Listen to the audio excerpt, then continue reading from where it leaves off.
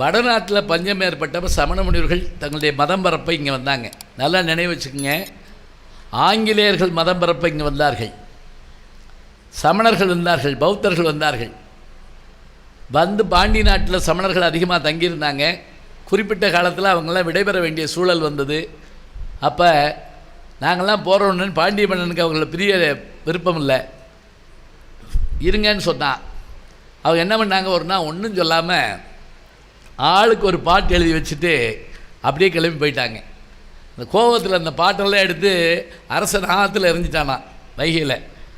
அதில் மீறி வந்த ஏடுகள் தான் 400 பாடல்களாக துவக்கப்பட்டன. அதுதான் நாலடியார் அப்படிங்கிற நூல் அப்படின்னு நம்ம வரலாற்றில் படிக்கிறோம்.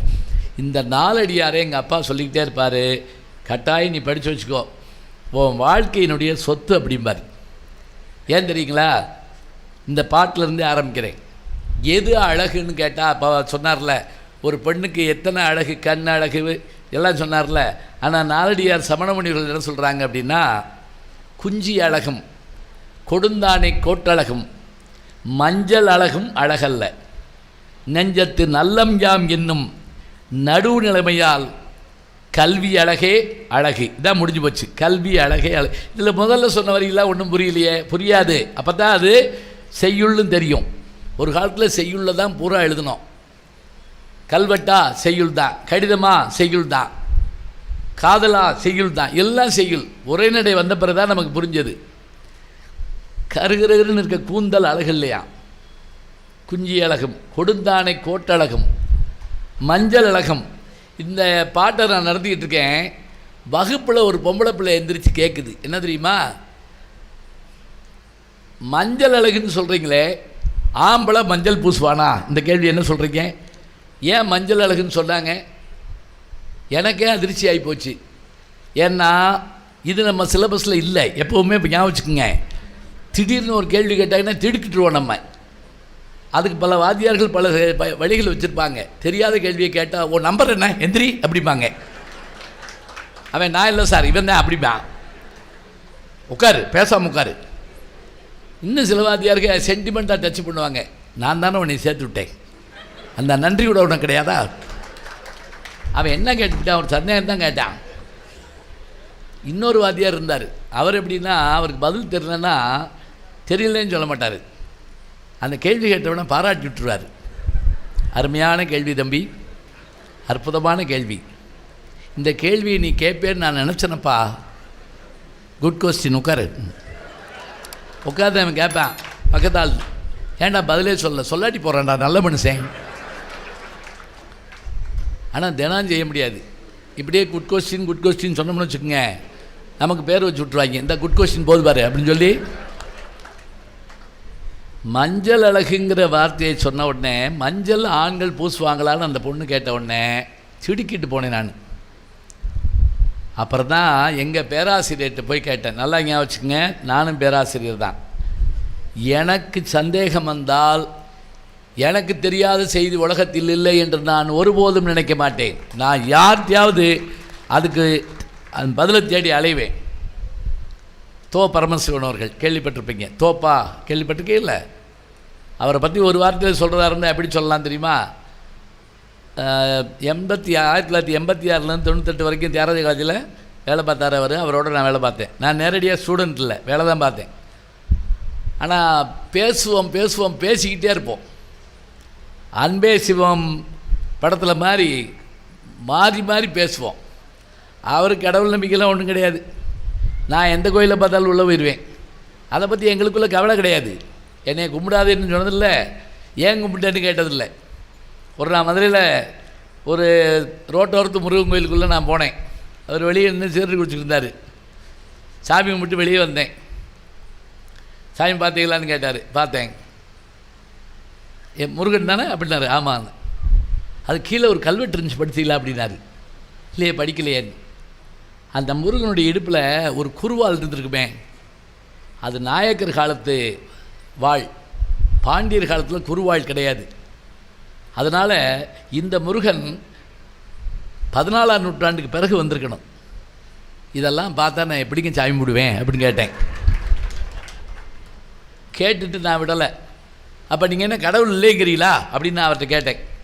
அவர் உடனே அந்த சிகரெட்டை ஒரு இழுத்துட்டு, இல்லைன்னு சொல்ல தம்பி, இருந்தால் நல்லது தானே அப்படின்னார். எங்கேயா கேட்ட மாதிரி இருக்கா? இதைத்தான் என் நண்பர் பத்மஸ்ரீ கமலஹாசன் அவர்கள்ட்ட நான் சொல்ல, அதை அசின்ட்ட அவர் சொல்ல, உலகமே வியந்து பார்த்ததா, அசினே கேட்குறாங்கன்னா இது அற்புதமாக தான் இருக்கும் அப்படின்னு சொல்லி. ஏன்னா இந்த இந்த வார்த்தையை சொல்கிறாரு. இந்த படம் பார்த்து வர்றப்போ ஒரு டிரைவர் என்கிட்ட கேட்டார், அவர் என்ன சார் சொல்கிறாரு கமல் சார், இருக்குங்கிறாரா இல்லைங்கிறாரா? இருந்தால் நல்லதானங்கிறாரு, இருக்குங்கிறாரா இல்லைங்கிறாரா? எனக்கே என்ன சொல்கிறதுன்னு தெரில. அப்புறம் நான் சொன்னேன், ஒன்றும் இல்லை, நீங்கள் என்கிட்ட ஒரு 100 ரூபா கேட்குறீங்கன்னு வைங்க, இருந்தால் தரமாட்டேனா அப்படின்னா என்ன அர்த்தம்? இல்லை என்ன அர்த்தம்? அது அவ்வளோதான். இப்போ பாருங்க, அந்த சொன்ன முறை இருக்குல்ல, தான் அவர் பரமசிவன். அவர்கிட்ட போய் நான் கேட்டேன், இந்த மஞ்சள் அழகும் அழகல்லன்னு போட்டிருக்கேன் சரியா, அது என்ன அர்த்தம்? அப்போ அவர் சொன்னார், சமணத்தில் பௌத்த துறவிகளும் இருந்தார்கள். ஞாபகம் வச்சுக்கோங்க, சமணத்தில் சமணத் துறவிகளும் இருந்தார்கள், பௌத்தத்தில் பௌத்த துறவிகளும் இருந்தார்கள், பிக்கினிமார்கள் அவர்களுக்கு பேர். சமணத்திலும் பெண்கள் இருந்தார்கள், பௌத்தத்திலும் இருந்தார்கள். அதனால் அவர்கள் என்ன நினைத்தார்கள், மஞ்சள் பூசுவது அழகல்ல, சுருண்ட கூந்தல் அழகல்ல, கண் அழகல்ல, கல்வி அழகை அழகு என்பதை ஆணுக்கும் பெண்ணுக்குமாக பொதுவாக சொல்வதற்கு வைத்திருக்கிறார்கள். போன வாரம் இந்நேரம் நான் காசியில் இருக்கேன், காசி போயிருந்தேன். அங்கே போய் எல்லா இடமும் பார்த்துட்டு சாரநாத்துக்கு போயிட்டு வந்தேன். சாரநாத் எதுன்னு கேட்டிங்கன்னா, அங்கே தான் அசோகருடைய இந்த சின்னம் இருக்குது, 4 சிங்கம் இருக்கு இல்லையா, இந்திய அரசாங்கத்தினுடைய சின்னம் அங்கே இருக்குது, இந்த சூபி இருக்குது, சாரநாத்னு பேர். அங்கே இருக்கக்கூடிய அந்த சூபியினுடைய சிறப்பு என்ன தெரியுங்களா? நான் போயிருந்தப்போ சீனாவிலேருந்து, ஜப்பான்லேருந்து, இந்தோனேஷியாவிலேருந்து, தாய்லாந்துலேருந்து ஆயிரக்கணக்கான மக்கள் வந்துங்க அந்த புல்தரில் உட்கார்ந்து இப்படி பார்த்து தவம் பண்ணுறாங்க. ஏன்னு கேட்டால், புத்தர் ஞானம் பெற்ற பிறகு முதலில் சொற்பொழிவாற்றிய இடம் அந்த சாரநாத் தானா. ஞாபகம் வச்சுக்கோங்க. இது எதுக்கு சொல்கிறேன் தெரியுங்களா? ஒரு சொற்பொழிவாளனாகிய நான் அந்த இடத்த போன உடனே தொட்டு கும்பிட்டேன். ஞானம் பெறுவது சாதாரணம் அல்ல. எல்லாம் வந்துடுமா சொல்லுங்க பார்ப்போம். அரிது மானிடராய் பிறத்தல் அரிது. யார் சொல்கிறா? ஔவையார். எல்லாம் சொல்லிட்டு அந்த அம்மா ஒன்று சொல்லிச்சு கடைசியாக, ஞானமும் கல்வியும் நயத்தல் அரிது. இவ்வளோ பேர் உட்காந்துருக்கீங்கள, ஏன் புத்தகத்திலால் பேசுகிறதுல சிறப்பு தெரியுங்களா? நீங்கள் அத்தனை பேரும் புத்தகத்தை படித்தவர்கள், படிக்க விருப்பமுள்ளவர்கள், கேட்க விருப்பமுள்ளவர்கள். இங்கே பேச வாய்ப்பு கிடைக்கணுங்க. கல்யாண வீடுகளில் பேச கூப்பிடுவாங்க, அது ஒரு தற்கொலை முயற்சி. யார் பேச்சு யாரும் கேட்க மாட்டாங்க, அதில் நாங்கள் பேசணும். திருச்சிக்கு ஒரு முறை போயிருந்தேன், 3000 பேர் வந்திருந்தாங்க. நான் தான் பேச்சாளன். 3000 பேரும் பேசிக்கிட்டு இருந்தாங்க, நான் உட்காந்துருந்தேன். அதனால் இனிமேல் கல்யாண வீட்டுக்கு போகக்கூடாதுன்னு நினைக்கிறப்ப இன்னொரு வீட்டில் கூப்பிட வந்துட்டாங்க. நான் சொன்னேன், அங்கே யாரும் கேட்க மாட்டாங்கன்னு. அவன் கேட்க மாட்டேன்ட்டான். வாங்கன்னு கூப்பிட்டு போய் அதே தான் நடந்தது. பொண்ணு மாப்பிள்ளை தாலி கட்டியாச்சு. இங்கேயாவது போடியம் இருக்குது, ஹேண்ட் மைக்கை கையில் கொடுத்து, பெரியோர்களே தாய்மார்களே 2 வார்த்தை தாங்க சொன்னேன். 300 பேர் மேடைக்கு ஓடி வந்து பொண்ணு மாப்பிள்ளைக்கு பரிசு கொடுக்குறோம்னு என்னை தள்ளிக்கிட்டே போகிறாங்க. ஓரமான இல்லை, இங்கிட்டு போ அங்கிட்டு போ. நானும் விடலை. தமிழ் படித்தவன் பாருங்க, அங்கே 10 பாட்டு, இங்கே 8 தொகை, இங்கே குறுந்தொகை. ஏன்னா பெருந்தொகை வாங்கிட்டேன் பேசுகிறதுக்காக. அந்த கூட்டத்தில் ஒரு கிளவி வந்து என்னை கூப்பிட்டு அந்த ரூம்குள்ளே போய் பேசியா ஒருத்தருமே இல்லை அப்படின்னு. அது எவ்வளவு நல்ல கிளவி பார்த்தீங்களா? தனியாக பேசுகிறவன் இங்கே பேசுனேன்னா அங்கே பேசுனேன்டா, ஏன் அதுக்கு நான் எங்கள் வீட்டில் உட்காந்து பேச மாட்டேன்? என்ன சொல்கிறேன், ஞானத்தை பெறுவதென்பது சாதாரணமல்ல. இதுக்காக நம்ம காட்டுக்கெல்லாம் போக வேண்டாங்க, ரசிக்க தெரிஞ்சாலே சிறப்பு. சில பேர்கிட்ட ஒரு நகைச்சுவை சொல்கிறோம்னு வச்சுக்கங்களேன், அப்புறம் அப்படிப்பாங்க, நமக்கு உயிரே போயிடும். அப்புறம்னா என்ன அர்த்தம்? நான் என்ன அலாவுதீன் அற்புத விளக்க கதையாக சொல்கிறேன், இது ஜோக்கியான்னு? ஐயோ முதலே சொல்ல வேண்டியது தம்பி, இன்னும் அதில் வைப்பாங்க. அப்போ ஒன்றை அறிந்து கொள்வதற்கான தன்மையை நாம் வளர்த்து கொள்கின்ற இடம் எது? புத்தகங்கள் இருக்கின்ற இடம்தான் அதை நமக்கு காட்டுகின்றன. ஞாபகம் வச்சுக்கோங்க. ஒரு புத்தகத்தை படிக்கிறப்பயே அதுக்குள்ளே இருக்கக்கூடிய செய்தி நம்ம கடவுக்குள்ளே வரணுங்க. சரி, இன்னொன்று சொல்கிறேன். வகுப்பில் பாடம் எடுக்கிறப்ப சொன்னேன்ல, அந்த மஞ்சள் அழகு கேட்ட மாதிரியே ஒரு பொண்ணு இன்னொரு கேள்வி கேட்டுச்சான்ட்ட. வகுப்பில் நுழையிறேன், செகண்ட் எம்ஏ கிளாஸு. அந்த பொண்ணு எழுந்திரிச்சு கேள்வி கேட்குது. யா ஒரு சந்தேகம் எனக்கு என்னன்னா, இன்னும் பாடமே ஆரம்பிக்கலையாம்மா, ஏன் சந்தேகம்? இல்லை, ஒரு சந்தேகம். என்ன, நம்மளும் காலில் தான் நடக்கிறோம், ஆடு மாடுகளும் காலில் தான் நடக்குது. அதுக்கு முத்தர ஏன் கால்நடைன்னு பேர் வச்சாங்க, நமக்கு ஏன் கால்நடைன்னு பேர் வைக்கலை? இடி விழுந்த மாதிரி இருக்குமா இல்லையா எனக்கு? இந்த கவுண்டமணி மாதிரி யார் அவனை இப்படிலாம் கேட்க சொல்கிறா? இந்த கேள்விக்கு என்ன பதில் சொல்கிறது? அதுவும் காலில் தான் நடக்குது, நம்மளும் காலில் தான் நடக்கிறோம். ஆனால் அதுக்கு மாத்திரம் கால்நடைன்னு பேர் வச்சுருக்காங்க, நமக்கு வைக்கலை. ஏன் இப்படி ஒரு கேள்வி கேட்டது யார்? ஒரு ஸ்டூடெண்ட்டு வாத்தியார்கிட்ட கேட்குது. பெரும்பாலும் நாங்கள் பாடம் நடத்தி முடிச்சோடனே ஒரு கேள்வி கேட்போம், பார்த்துருக்கீங்களா? எனி டவுட் அப்படிமோ. அதுக்கு உலகம் முழுவதும் சொல்கிற ஒரு பதில் என்ன? No doubt. எல்லாம் புரிஞ்சாலும் நோ டவுட்டு, ஒரு மண்ணும் புரியலைனாலும் நோ டவுட்டு. அதில் சில பேர் ஒல்லியாக உட்காந்து கண்ணாடி போட்டு சேர் அப்படி பின்னாடி இருந்து சட்டையை அப்படி உட்கார பேசாமல் அவரே பாவம் ரத்தம் கேட்கி சொல்லி கொடுக்குறாரு, போங்க சார் நீங்கள் அப்படின்றாய். கேள்வி கேட்க விட மாட்டான். இப்போ நான் என்ன செஞ்சேன் தெரியுமா? கொஞ்ச நேரம் இருமா, ஆசுவாசப்படுத்திக்கிறேன் அப்படின்ட்டு வாரியார் சாமி சொன்னது, குன்றக்குடி அடிகளார் சொன்னது, கீவா ஜெகநாதன் சொன்னது எல்லாத்தையும் போட்டு போட்டு போட்டு போட்டு இந்த இதில் தேடுவோம் இல்லையா, கூகுளில் தேடுற மாதிரி, நம்ம மூளை மாதிரியான ஒரு கருவியை உலகத்தில் எவனாலையும் கண்டுபிடிக்க முடியாதுங்க. ஞாபகம் வச்சுக்கோங்க. அவ்வளோ வேகமாக அது பண்ணி கொடுக்கும். கண்டுபிடிச்சிட்டேன் நான். என்ன தெரியுங்களா?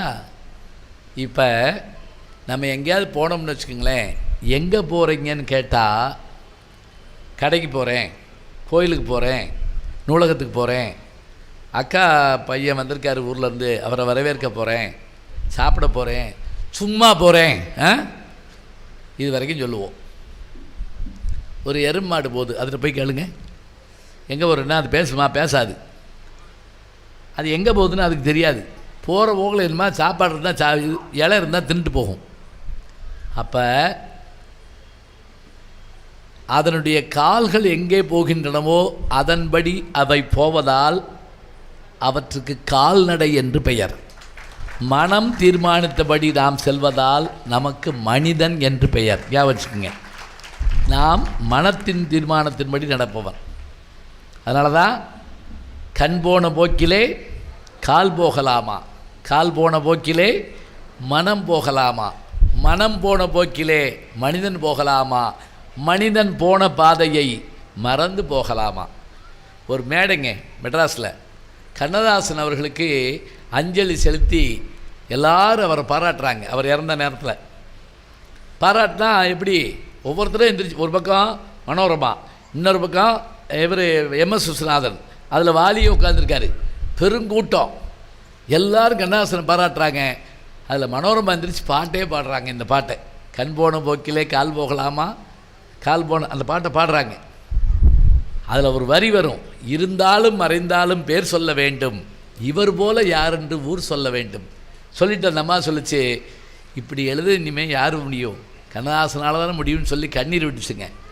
அந்த அம்மா அழுக, அவர் விஸ்வநாதன் அழுக, வாலியும் அழுதுருக்காரு. ஏன் தெரியுமா? அது அவர் பாட்டு. ஏடா நம்ம பாட்டு அவர் பாட்டுன்னு சொல்லி எல்லோரும் அழுகிறாங்க அப்படின்னு இவருக்கு அழுகு வந்திருக்கு. இது நான் எதுக்கு சொல்கிறேன்? ஒரு கேள்வி கேட்குறப்பயே அதுக்கான அந்த பதிலும் நமக்கு தெரிஞ்சதுன்னா எவ்வளோ சந்தோஷமாக இருக்கும், எவ்வளோ இனிமையாக இருக்கும். கல்வின்னா என்ன? கல்வின்னு அதிகாரம் வச்ச திருவள்ளுவர் கேள்வின்னு ஒரு அதிகாரம் வச்சார். கேள்வின்னா நீங்கள் கொஸ்டின் நினச்சிடாதீங்க, கேட்குறது, கேள்வி கேட்டுக்கிறது, அப்படியே கேள்விப்படுறது, அறிந்து கொள்ளுதல், திரும்ப திரும்ப. சரி, நான் பல்கலைக்கழகத்தில் பிஹெச்டி, எம்ஃபில் பிஹெச்டி ரெண்டும் படித்தேன். அந்த நேரம் தமிழ் இலக்கிய உலகின் மிகப்பெரிய பேரறிஞர், அவர் பேர் நான் சொல்கிறேன், அவர் வந்தார். நாங்கள்லாம் ஒரு 100 பேர் உட்காந்துருக்கோம். எல்லாரையும் பார்த்தாரு, வாழ்த்து சொன்னார். உங்கள்கிட்ட ஒரு சம்பவம் சொல்லவான்னு கேட்டார். சொல்லுங்கள் அப்படின்னு சொன்னோம். அவருக்கு அப்போவே 85 வயசு இருக்கும். அவர் சொல்கிறாரு, திருவாரூரில் நான் பள்ளிக்கூடத்தில் பாடம் நடத்துகிறேன், 9ஆம் வகுப்பு. பாடம் நடத்துகிறப்ப நான் எதை நடத்திக்கிட்டு இருக்கேன்னா, நக்கீரனுக்கும் சிவபெருமானுக்கு இடையில் ஏற்பட்ட அந்த போராட்டத்தை நடத்துகிறேன். நடத்திக்கிட்டே இருந்தப்ப திடீர்னு ஒரு பையன் எந்திரிச்சு ஒரு கேள்வி கேட்டான். என்ன கேள்வி கேட்டான் அப்படின்னா, சிவபெருமான் மனுஷனாக தான் வந்தார். ஆமாம். நக்கீரனும் மனுஷன் தானே? ஆமாம். 2 பேருக்கு சண்டை வந்துச்சுல்ல? ஆமாம். அப்போ கோவம் வந்த சிவபெருமான் நக்கீரனை அடிச்சிருக்கலாம், கத்தியில் கூட குத்திருக்கலாம். மனுஷனுக்கு மனுஷன் அப்படி செய்யாமல் திடீர்னு நெத்திக்கண்ணை திறந்து தான் சுப்ரீம் பவர், அந்த காலத்தில் அப்படி வேகமாக நெருப்பு மாதிரி கண்ணை திறந்து தீப்பொறி பறக்க ஒரு மனுஷனை சிவபெருமான் எரிச்சாரே ஏன்? இது 9ஆவது வகுப்பு படிக்கிற பையன் கேட்குறான். வாத்தியார் கொஞ்சம் திகைச்சு போனார். சிவபெருமான் ஏன் மனுஷனாக வந்தாலும் திடீர்னு தான் கடவுளுங்கிற மாதிரி நெத்திக்கண்ணை ஏன் திறந்து காமிச்சார்? அப்புறம் அவர் படித்தவர் பாருங்க, அதுக்கு பதில் சொல்லியிருக்கார். எப்படி? இப்போ எனக்கு இந்த அனுபவம் ஏற்பட்டது. சிவபெருமான் பிட்டுக்கு மண் சுமக்க போனார், பிட்டை வாங்கி சாப்பிட்டாரு, வேலையை பார்க்கல. பாண்டிய மன்னன் பெரம்பில் அடித்தான். அடித்த அடி அவன் மேலே பட்டது, மந்திரி மேலே பட்டது, குதிரை மேலே பட்டது, யானை மேலே பட்டது, உலக உயிர்கள் மேலே பட்டதுன்னு நான் சொல்லி முடித்தோன்னு ஒரு பையன் எந்திரிச்சிட்டான். அடி எல்லார் மேலேயும் படித்தா? ஆமாம். அந்த புட்டு தின்னார், அது எல்லாருக்கும் போச்சா அப்படின்னு கேட்டான். நியாயம் தானே? முதல்ல அதை நான் சொல்லியிருக்கணும்ல, புட்டு எல்லாத்துக்கும் போச்சுன்னு. இப்போ இவர் கேள்வி கேட்குறாரு. அவன் அந்த பையன் கேட்டுட்டான், ஏன் சிவபெருமான் நெத்திக்கண்ணை திறந்து காமிச்சார்? இந்த கதை உங்களுக்கு தெரியும்னு நினைக்கிறேன். எப்படி? திருவிளையாடல் படத்தில் தர்மிங்கிற நாகேஷ் அவருக்கு சிவபெருமான் பாட்டு எழுதி கொடுப்பார். அவர் கல்யாணம் ஆகாத ஒரு பிரம்மச்சாரி, அவருக்கு 1000 பொற்காசு வேணும்.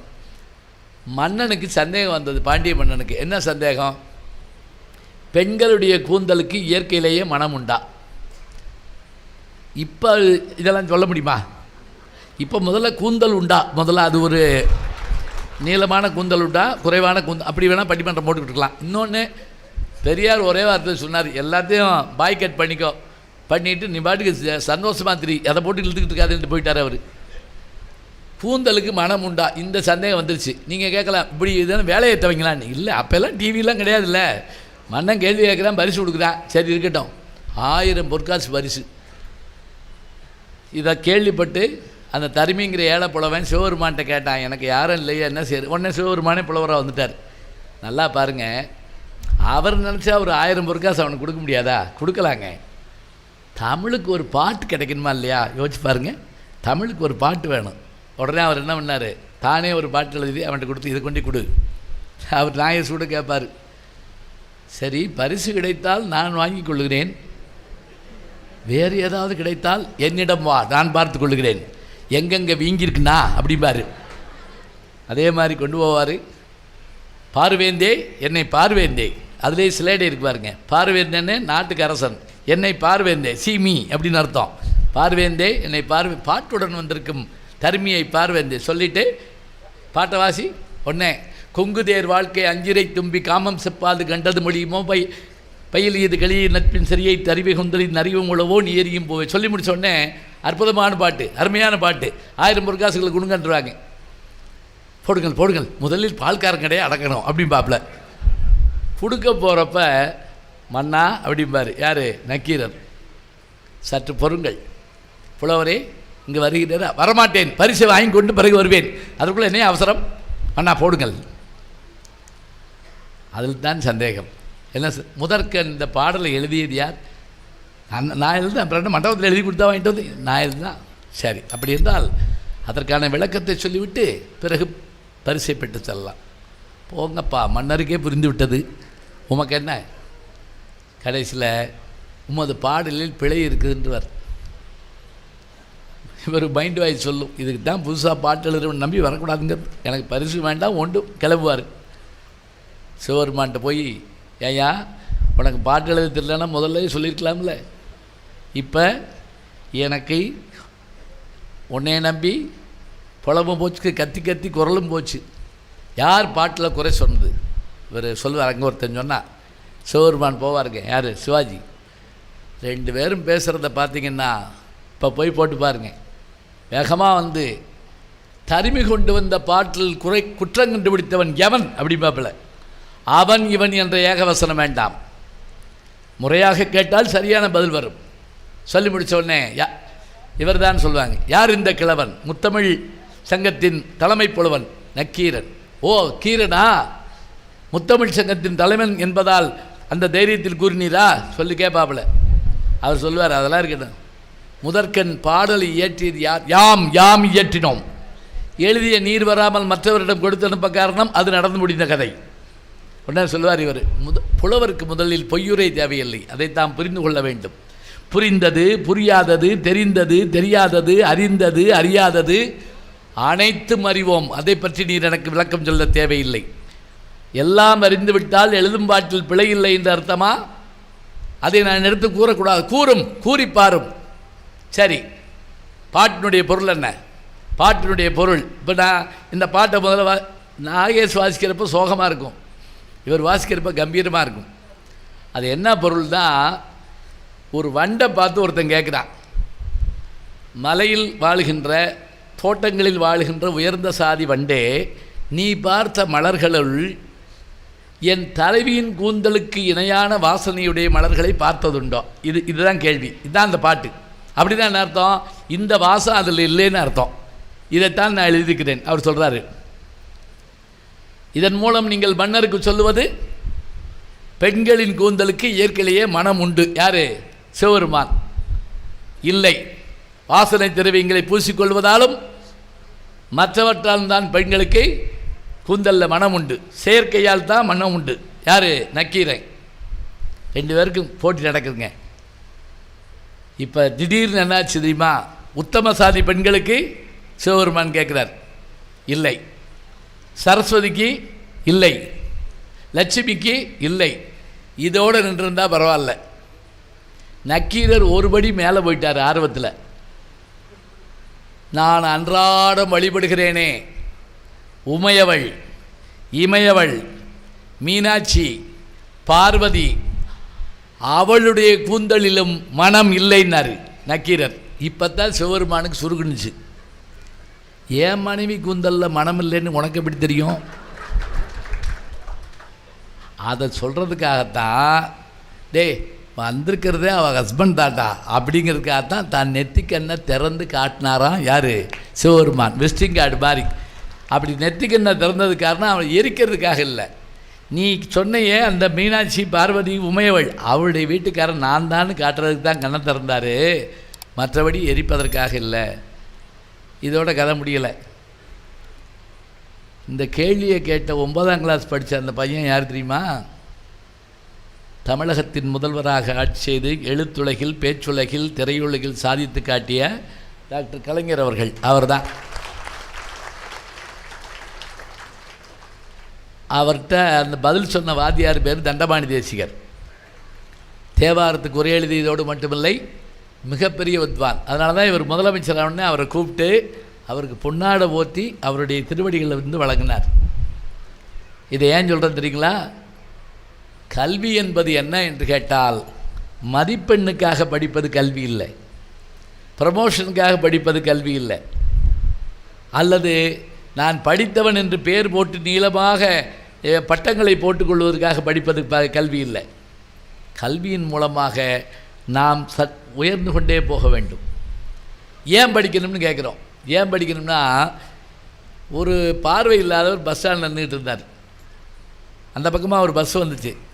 உடனே அவர் கேட்டார் பக்கத்தாள்கிட்ட, ஐயா பஸ் வருது, அது எங்கே போகுதுன்னு தெரில, நம்பரும் தெரில, ஊரும் தெரில, அது எங்கே போகுதுன்னு பாருங்கள். இன்னொரு ஆள்கிட்ட இப்படி கேட்டுக்கிட்டே இருக்கார், பார்வை இல்லாதவர்.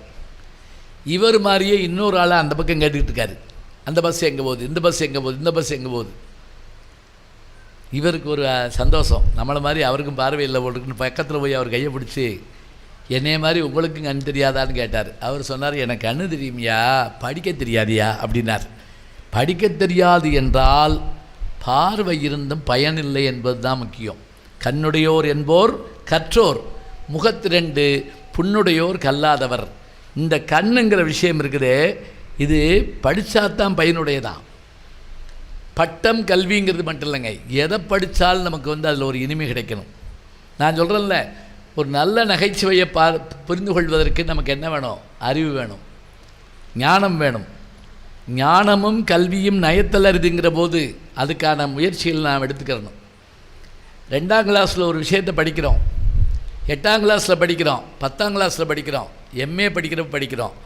அறிவு கூட கூட கூட அதனுடைய பொருள் தெரியுது. திருக்குறளை சொல்கிறோம் இல்லையா, திருக்குறளுடைய முழுமையை தெரிந்து கொள்ள வேண்டுமென்றால் நம்ம கல்வி அறிவை உயர்த்துக்கணுங்க.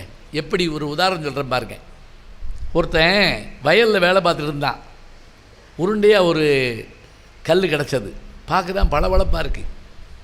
அதை அப்படியே கொண்டு போய் ஒரு காய்கறி கடைக்காரருக்கு கொடுத்து, இது என்னன்னு பாரு. அவன் பார்த்தா, நல்லா இருக்கே, என்ன வேணும்? இல்லை இதை வச்சுட்டு ஏதாவது கொடுக்குறியா? சரி, ஒரு மூடை கத்திரிக்காய் எடுத்துக்கோ. இல்லை கொண்டா, ஒன்று வாங்கிட்டான். கொண்டு போய் பக்கத்தில் ஒரு அரிசி கடை இருந்துச்சு, அவர்கிட்ட காமிச்சான். அவர் பார்த்தாரு, எப்பா இது வயிற மாதிரி இருக்கே, கொண்டா ஒரு மூடை அரிசி எடுத்துக்கோ. இல்லை கொடு. அது கத்திரிக்காய், இது அரிசி. ஒரு நகைக்கடைக்கு போனான், அவர்கிட்ட காமிச்சான். அவர் எந்திரிச்சின்னு கும்பிட்டார். ஏய் வைரமப்பா, 1 கோடி ரூபா தர்றேன், கொண்டா. இவன் பார்த்தா, வேணாம் கொடு. நேர வைர கடைக்காரர்கிட்டே போயிட்டான். அவர் பார்த்தார், இதெல்லாம் வச்சு பார்த்தார். பார்த்துட்டு சொன்னார், இதுக்கு 5 கோடி தரலாம், அவ்வளோ பெரிய தகுதியுடையது, நான் 5 கோடி தர்றேன், கொடுக்குறியா? அவன் அசந்து போய் நின்ட்டான். ஒருத்தனுக்கு கத்திரிக்காய் மூட்டை, ஒருத்தனுக்கு அரிசி மூட்டை, ஒருத்தனுக்கு 1 கோடி. அதன் மதிப்பு தெரிஞ்சவனுக்கு அது 5 கோடி என்றால், திருக்குறளை சில பேர் கத்திரிக்காய் மூட்டையாக பார்க்குறாங்க, சில பேர் அரிசி மூட்டையாக பார்க்குறாங்க, சிலர் மட்டுமே அதை வைரமாக பார்க்கிறார்கள் என்றால் அந்த அளவுக்கு நம்ம சரியாகணுங்க. நாம் நம்மளை வளர்த்து கொண்டால்தான் படிக்க முடியும். இப்போ ஒரு உதாரணம் சொல்கிறேன். என்னை அறிமுகப்படுத்துகிறப்ப பேச்சாளர் அதெல்லாம் சொன்னாங்க. சுருக்கமாக சொல்கிறதா இருந்தால் நடிகர்னு சொன்னால் சரிங்கிறாங்க. இன்னும் சில பேர் ரஜினி முருகன் அப்பா தானே அப்படின்னு ஒன்றே சரின்றாங்க. நான் ஒரு கூட்டத்தில் பேசிட்டு இறங்குறப்போ ஒருத்தர் என் கையை பிடிச்சிக்கிட்டாரு, விடவே இல்லை. பரவாயில்லைங்க என்ன இருக்கட்டும். எனக்கு அப்படியே கண்ணு கலக்கிடுச்சு, என்ன ஒரு தமிழ் அபிமானம் அப்படின்னு நினச்சேன். அப்புறம் அவர் சொன்னார், இந்த கையில் தான் நயன்தாரா பிடிச்சி கூப்பிட்டு வந்தீங்க அப்படின்னு கேட்டார். இந்த பிகில் படத்தில் நயன்தாரா கூட்டிகிட்டு வருவேன் இந்த கல்யாணத்துக்காக, இந்த கையை அப்படி ஞாபகிச்சிருக்காரு. நல்ல வேளை நீ இனிமேல் கையாக கழுவக்கூடாதுன்னு என்னை சொல்லாமல் போயிட்டார். இருக்கட்டும், பரவாயில்ல. சினிமா சொல்கிற உடனே நமக்கு ஒரு ஆச்சரியம் ஏற்படுது. இப்போ டிஎஸ்பின்னு ஒரு படம் வந்துச்சு, சுமாராக தான் ஓடிச்சு, அதை பற்றி ஒன்றும் இல்லை. கதாநாயகன் விஜய் சேதுபதி. அதில் அந்த படத்தில் நான் அந்த கதாநாயகி விளக்கப்படியே அப்பாவை நடிச்சிருந்தேன். அந்த பொண்ணு கூட திருச்சிக்கார பொண்ணு நினைக்கிறேன், அது மிஸ் மெட்ராஸோ மிஸ் தமிழ்நாடோ ஏதோ ஒரு பட்டம் வாங்கினது, அழகி பட்டம் வாங்கினது. அப்படின்னா நான் தானே அப்பாவாக இருக்க முடியும், வேறு வழி இல்லைல்ல. உங்களுக்கு சிரிக்கிறது தெரியுது, பார்த்துக்கிட்டேன் என்னான்ட்டு. இந்த படம் ஷூட்டிங் பாண்டிச்சேரியில் நடந்துக்கிட்டு இருந்துச்சுங்க.